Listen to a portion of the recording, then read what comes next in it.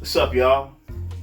This is Pulse City, and here you are with the king of the city, Malcolm X.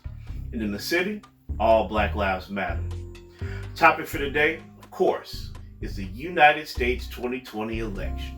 What's up, Pulse City fam? This is Angela Say This. November 24th, the GSA has finally officially called the election, and we have a new president-elect, Joe Biden, and Vice President-elect, Kamala Harris. And let me tell you why this is so important. This is important because this election is going to decide the future of this country. These next 8 years are going to determine easily the next 20 years. Are we going to go back to good old-fashioned conservatism? Or are we actually going to go more left and begin to, get Medicaid for all? Forgive student loan debts. Do a livable wage. Personally, this feels like a breath of fresh air. It feels like a fight or a battle won, and it feels like we can finally move forward from a ground zero perspective in terms of turning our country around in a lot of different places and spaces. That being said, the answer is probably somewhere in the middle. But in the meantime, let's talk about why this is important and what has happened over the last week. So in case you've been living in a cave, the United States had their election last Tuesday, November 3rd. And so over 150 million Americans went and cast their votes. Democrat Joe Biden, Republican Donald Trump, a bevy of third-party candidates, including Joe Jorgensen, the Libertarian candidate, or in some states, Kanye West. No, for real, the rapper, the producer, Kanye West, was on like 8 different ballots. And he probably got like 100,000 votes. The rules of what we are normally used to seeing in politics changed.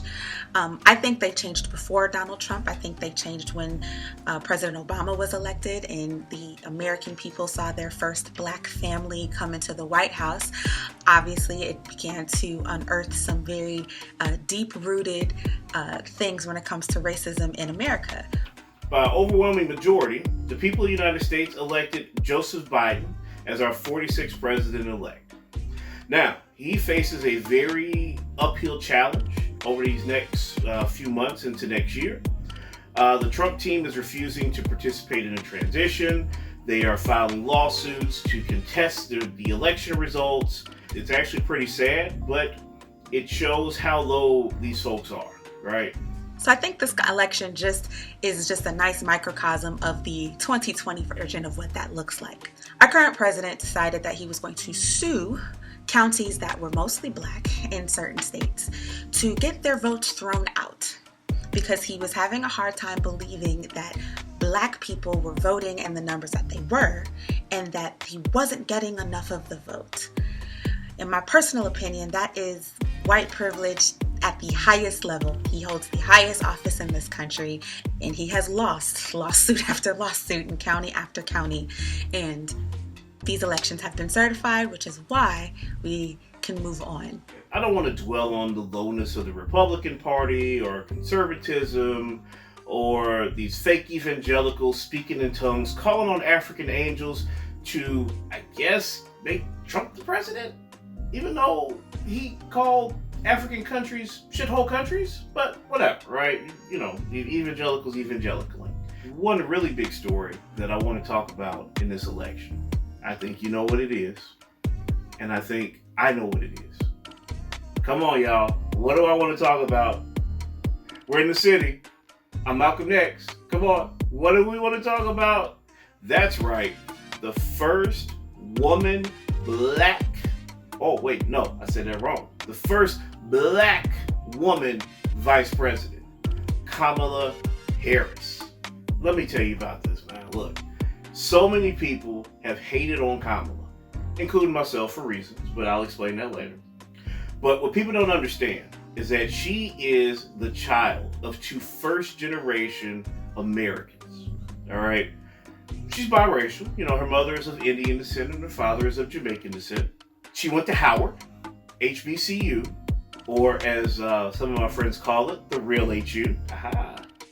The other thing I think that this means for Black people is that we should just be paying attention to and learning more of the processes. I know that in my civics classes and my social studies classes growing up, you get bits and pieces of the story, but I think we miss the nuance. And this was a moment where we could have all used a crash course in the nuance, in the nuts and bolts of how all of our elections work. And I'm not going to lie, it's been very interesting actually paying attention and listening and learning about what the intricacies are. It's not just you go in your booth, you vote, you mail in your vote, whatever. There's all kinds of processes that are happening to make sure that election is certified and legal. Ended up going to law school, ended up working as a prosecutor in San Francisco, became the district attorney in San Francisco, became a senator from California, and now she's the vice president of the elect of the United States. What a journey for someone who started where she started, who endured the trials and tribulations that she endured. A person who has leaned into their Blackness. A person who has been beaten in the press, talked bad about, ridiculed, looked down on. And now here she is as a beacon shining for all Black women to say, look what I've done, and now I'm opening doors for the rest of you. It is amazing that I have lived long enough to see not just a Black president, but a Black woman vice president. Some of my first memories of my life, I'm mid-30s roughly. One of the very first memories of my life that told me that I was Black or that I was different was when I saw Rodney King get beat by the Los Angeles Police Department. And it was something that was replayed over and over again on the news at that point. And at that particular time, I lived in California. The other thing is I hope we make sure we pay attention to the leaders all over this country that made sure that they fought this election season to flip counties and states blue, as well as just get change in the White House. Stacey Abrams, Ali Young, and more have worked and worked and worked to try to work an uphill battle, a fight that many people told them was impossible. I also hope that we pay attention to what voter suppression and voter disenfranchisement actually means and what it actually looks like. For example, it looks like polling places being closed in your neighborhoods. That's what it looks like. They're making it harder for you to vote, harder for you to exercise your right as an American to show your voice.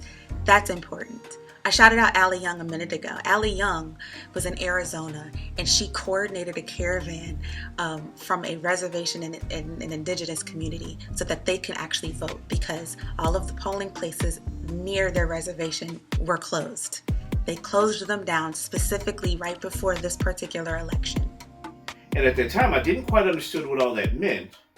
But as I've continued to live my life, and I saw what happened to the police officers who beat Rodney King, and we've just continued to see this repetitive cycle. Black people being mistreated, Black people being harassed, Black people told they're nothing. You're scum, you're a second-class citizen. And now here we are sitting to the highest levels of government in one of the most powerful governments in the world. It's an amazing accomplishment, and I am so happy that people showed up and voted for a ticket that had a Black woman vice president. I'm just elated. I'm through the moon. I'm over the moon. What can I say? Last but not least, I really do hope that we hold our new leaders accountable. New and old, current, whatever.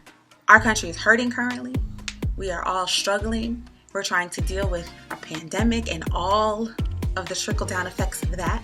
We're trying to stay safe and make sure that our family members and our loved ones are okay. Ones that we can't even gather with in a normally, safely, because of what's going on with this pandemic. Once you get over the hangover, what do we do from here? Are the Democrats going to continue their centrist approach? Or are they going to begin to try to move this country a little bit further left after 40 years of it being moved further to the right? I don't really have a good answer. I'm not going to hold you. I'm not necessarily a political pundit. I'm just a dude with a camera phone and Google, just like everybody else.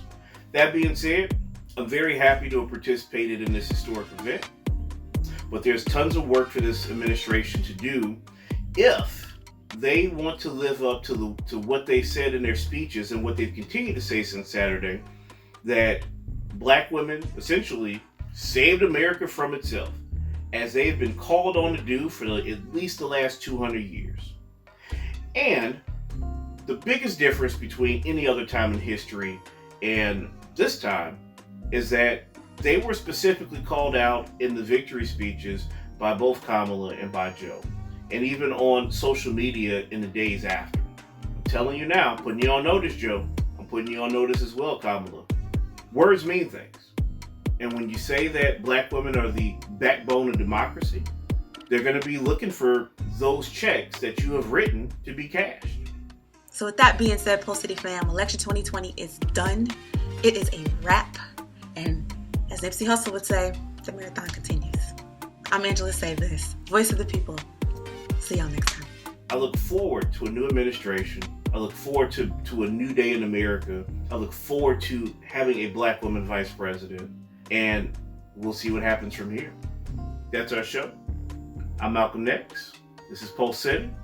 Like, share, and subscribe. And we're out. See you next week.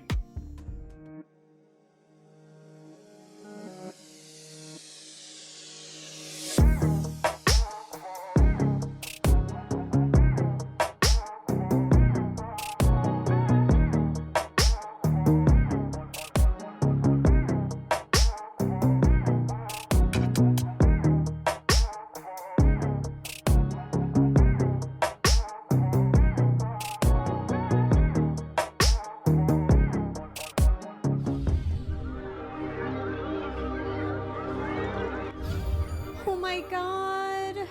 Orange is not my new black.